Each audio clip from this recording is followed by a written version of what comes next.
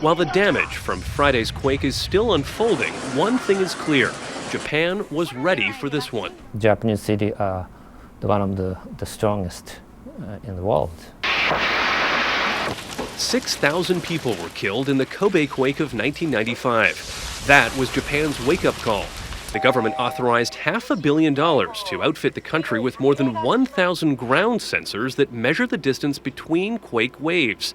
It's designed to trigger alerts on TV, radio, and cell phones seconds before more tremors hit, possibly saving lives. Japan is the only country that can provide such information on the early warning system.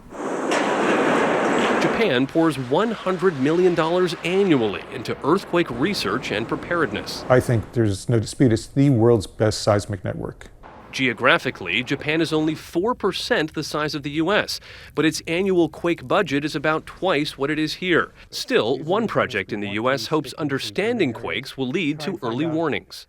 The idea is, just like a black box on an airplane, it's not going to keep the airplane from falling out of the sky, but it does provide the aerospace industry and the safety experts to understand why that plane fell out of the sky. Those instruments were handed out to 1,200 volunteers in California to gather information about what happens when a quake hits.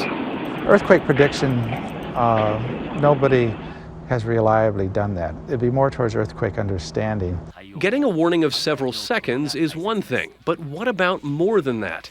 During a test at the Lawrence Berkeley lab last year, Ernie Major and his team were able to see specific changes in the ground hours before a small earthquake hit. Is it possible one day that these types of devices in the ground will lead to an early warning system? Possibly, who knows, maybe 10, 15 years from now, by understanding the physics of the process and watching it and saying, uh-oh, there's one coming. But at $5,000 apiece, these are the only instruments in the country right now.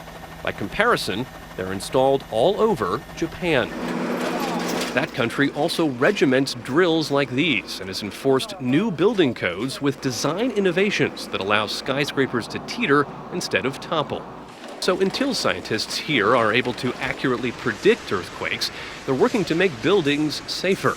Things look different from up here. At the University of California, Berkeley, this is one of 15 labs in the U.S. testing everything from port stability to how much stress steel beams can handle to what happens inside a building. Any heavy content of the building, if not secured to the walls of the building, they will tend to be tossed around and cause injuries or worse. Exactly.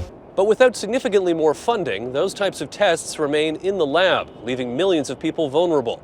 It may be a hard lesson learned from the tragic images in Japan, which could have been even worse. Daniel Sieberg, CBS News, New York.